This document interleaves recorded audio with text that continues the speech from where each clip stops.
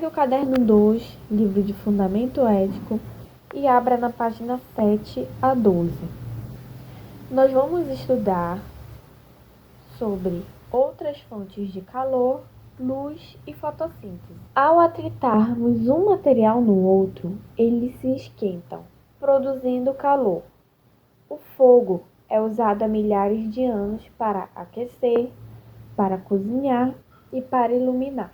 A energia elétrica é transformada em calor nos ferros de passar, nos aquecedores e nos chuveiros. Os vulcões e as fontes de águas termais são evidências do calor no centro da Terra.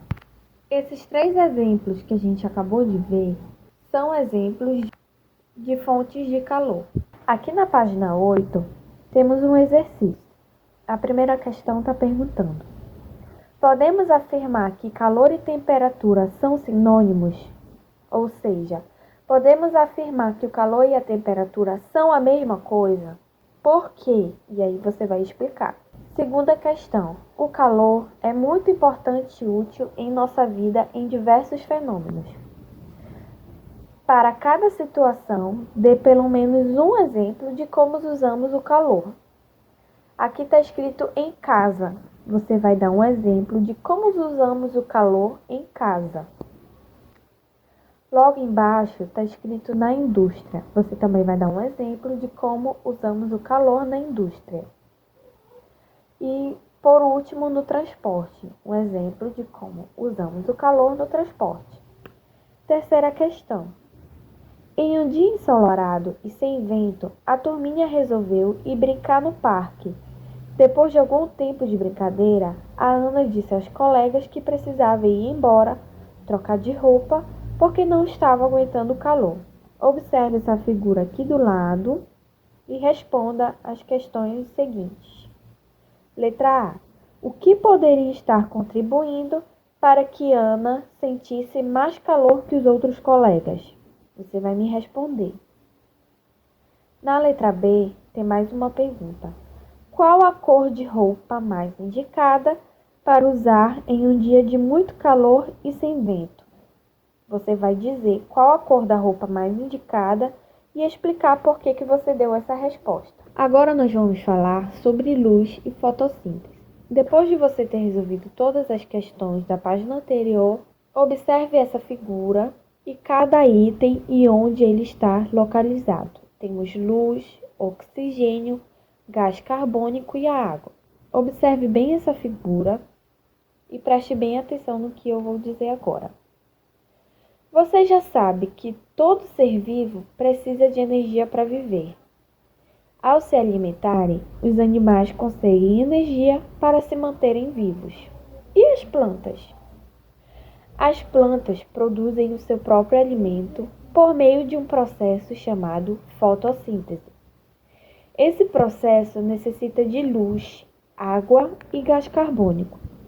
Sob a luz do sol, as folhas das plantas transformam a água em gás carbônico, em açúcar, que é a glicose, e oxigênio.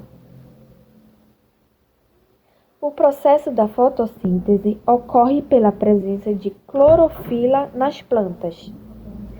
As plantas apresentam uma substância verde chamada clorofila, responsável pela captação de luz.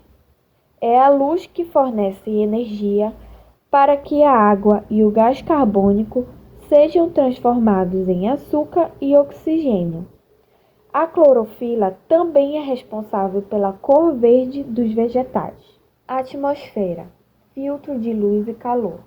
Se não existisse ar à volta de nosso planeta, as temperaturas seriam maiores do que aquelas que suportamos em dias claros de verão e menores do que a que sentimos nas noites frias de inverno.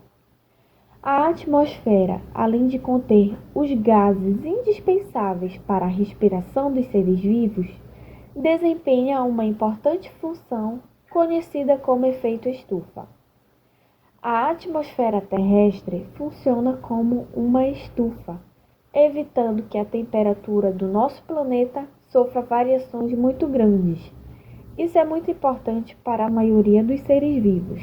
O efeito estufa contribui para que a temperatura média do planeta varie pouco entre o dia e a noite. A luz e o calor do Sol que atingem a Terra são filtrados pela atmosfera e são responsáveis pela vida em nosso planeta. Sem a luz ou sem o calor, nosso planeta seria um grande deserto, como seus vizinhos do Sistema Solar. Aqui temos uma imagem, duas imagens. Nós vamos entender o que elas significam. A primeira representa a atmosfera e como ela atua. Ela atua como um filtro de luz e calor, impedindo que o nosso planeta fique superaquecido durante o dia. Na segunda imagem, ela mostra como a atmosfera mantém o calor à noite. Funciona como uma manta, protegendo. Na página 12 do nosso livro, temos um texto sobre aquecimento global. Vamos ler agora e eu quero que você acompanhe a leitura comigo. Embora o clima seja influenciado por diversos fatores, muitos cientistas estão convencidos de que o aumento do gás carbônico e de outros gases na atmosfera vem provocando a elevação da temperatura média do planeta. O aumento do gás carbônico tem sido causado, segundo os pesquisadores, pela emissão dos gases das fábricas, dos veículos e das queimadas, que lançam na atmosfera bilhões de toneladas de gases por ano. Os vegetais e as algas dos oceanos não conseguem absorver toda essa quantidade de gás carbônico, e por essa razão, a concentração desse gás na atmosfera vem aumentando muito ao longo dos anos.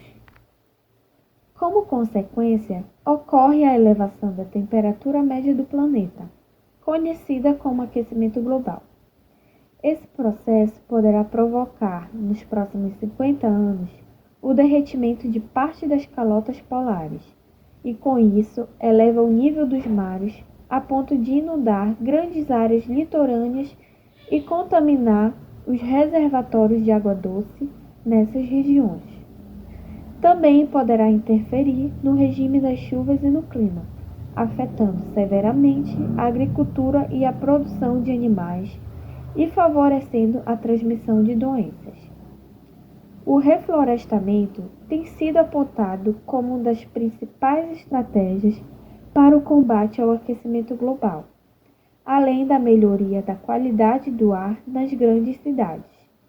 As plantas ajudam a controlar a poluição nos espaços urbanos, retirando do ar gases que prejudicam a saúde. A fotossíntese retira o gás carbônico da atmosfera para a produção de glicose. Durante a noite, as árvores respiram, liberando o gás carbônico. Uma floresta em equilíbrio emite a captura a mesma quantidade de gás. Mas quando a floresta está em crescimento, a quantidade do gás retirado da atmosfera pelas árvores é maior que a liberada. Desta forma, recuperar áreas verdes que foram desmatadas, além de ajudar a melhorar a qualidade e a umidade do ar, pode provocar um efeito indireto na redução do aquecimento global. Logo em seguida, depois desse texto, temos 3 questões. A primeira pergunta: quais são as causas do aumento da temperatura na Terra? Você vai responder de acordo com o texto. Na segunda questão, está perguntando: quais são as consequências esperadas do aquecimento global? Quando o aquecimento global acontecer, quais são as consequências que nosso planeta vai sofrer? É isso que você vai responder aqui na segunda questão. Terceira e última: qual a relação entre o aquecimento global e o reflorestamento? Respondendo essa última questão, a nossa aula de ciências se encerra e leia com bastante atenção o texto, as perguntas e responda com bastante cuidado. Essa foi a nossa aula de ciências de hoje. Até a próxima!